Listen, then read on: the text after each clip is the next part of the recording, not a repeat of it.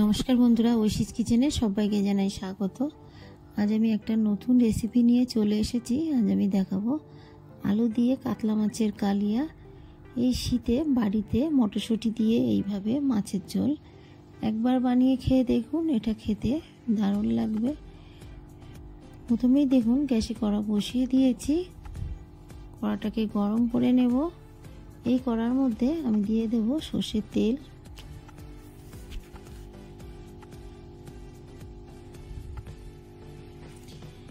তেলটাকে ভালো করে দেখুন আমি গরম করে নিয়েছি।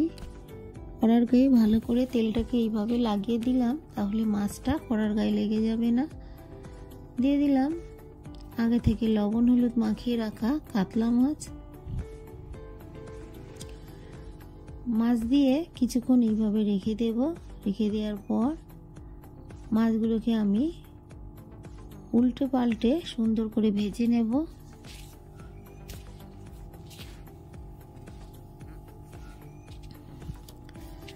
বাড়িতে কাতলা মাছ আনলে একবার হলেও এইভাবে রান্না করে খেয়ে দেখবেন।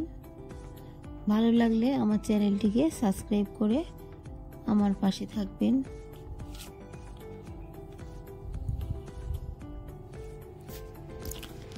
মাছগুলোকে আমি এপিট ওপিট করে সুন্দর করে ভেজে নিয়েছি।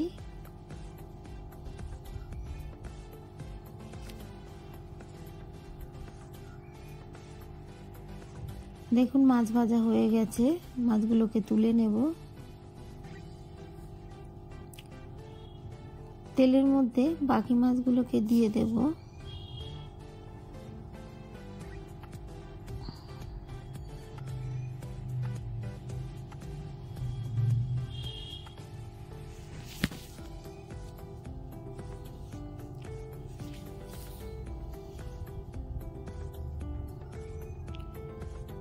মাছগুলোকে দিয়ে আমি উল্টে পাল্টে একইভাবে সব মাছগুলোকে দেখুন ভেজে নিয়েছি।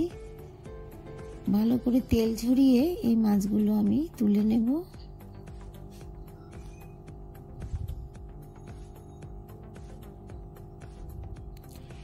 এই তেলের মধ্যে কেটে রাখা আলু দিয়ে দেব। আলুগুলোকে আমি লম্বা লম্বা করে কেটেছি, আপনারা বাড়িতে যেমন কাটেন সেই মতোই দেবেন।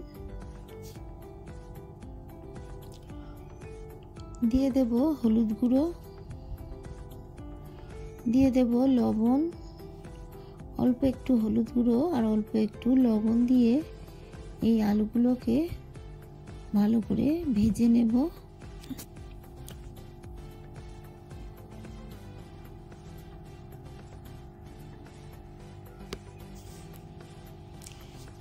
আলুগুলো ভাজা হয়ে গেছে, দেখুন এর থেকে আর খুব বেশি কড়া করে ভাজবো না। এই আলুগুলোকে তুলে নেব।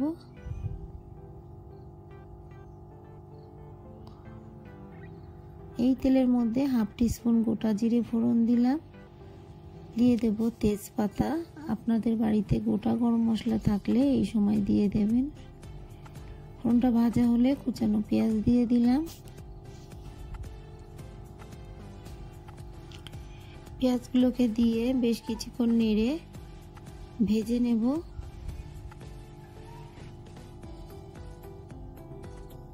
দিয়ে দেব টমেটো,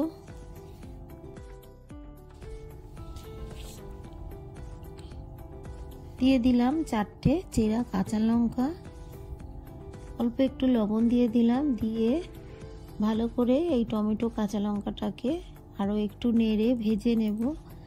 ঝালটা আপনারা বাড়িতে যেমন খান সেই মতোই দেবেন।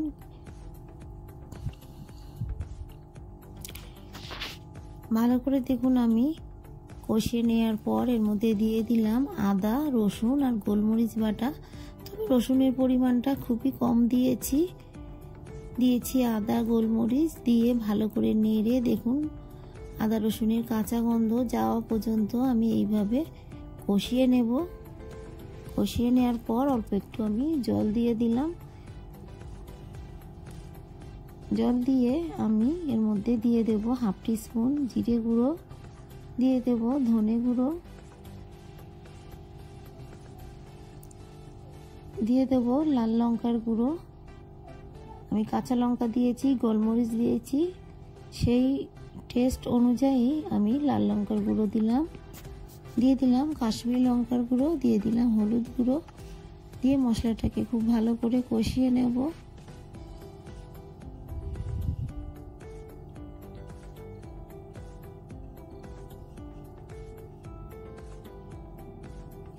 এইভাবে বেশ কিছুক্ষণ নেড়ে মশলাটাকে কষিয়ে নেব। তারপর এর মধ্যে আমি দিয়ে দেব মটরশুঁটি, শীতের ফ্রেশ মটরশুঁটি আমি দিয়ে দিলাম। দিয়ে আবারও বেশ কিছুক্ষণ নেড়ে মশলার সঙ্গে মটরশুঁটিটাকে আমি কষিয়ে নেব।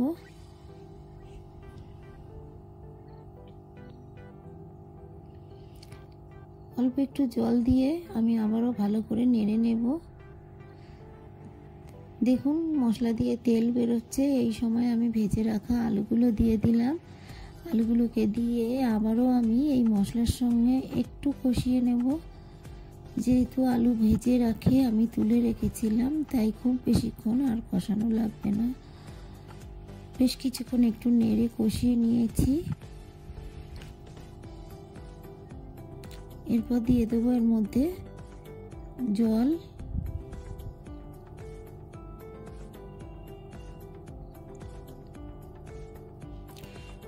আপনারা যতটা গ্রেভি রাখতে চান সেই মতোই জলটা দেবেন। দেখুন ফুটে উঠেছে, এই সময় ভেজে রাখা মাছগুলো দিয়ে দেব।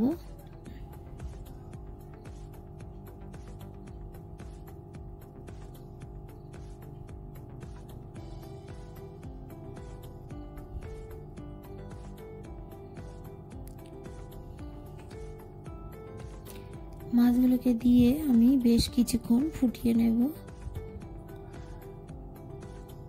বেশ কিছুক্ষণ আমি ফুটিয়ে নিয়েছি। তারপর এর মধ্যে দিয়ে দেব কুচানো ধনেপাতা।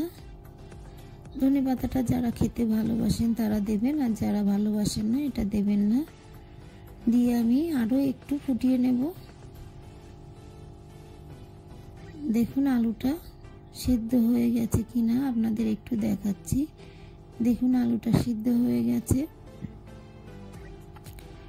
একটু চেখে দেখে নেব লবণ ঝাল ঠিক আছে কিনা। লবণ ঠিকই আছে। এর মধ্যে আমি সবশেষে দিয়ে দিলাম সানরাইজের শাহি গরম মশলা, তবে খুবই অল্প দেবেন, খুব বেশি দেবেন না। মাছের ঝোলে খুব বেশি গরম মশলাগুলো না দেওয়াই ভালো। দেখুন আলুগুলো সিদ্ধ হয়ে গেছে। গ্রেভিটা এখন যতটা দেখছেন এটা নামিয়ে রাখার পর গ্রেভিটা এতটা থাকবে না, সেই বুঝে গ্রেভিটা রেখে আপনারা রান্নাটা করবেন।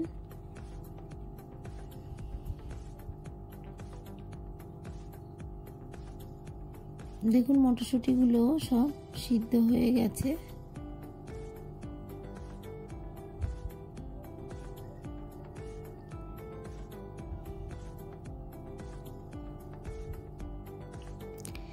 সবকিছু ঠিক আছে। গ্যাসের ফ্লেমটাকে আমি অফ করে দেব, দিয়ে ঢাকা চাপা দিয়ে রাখবো।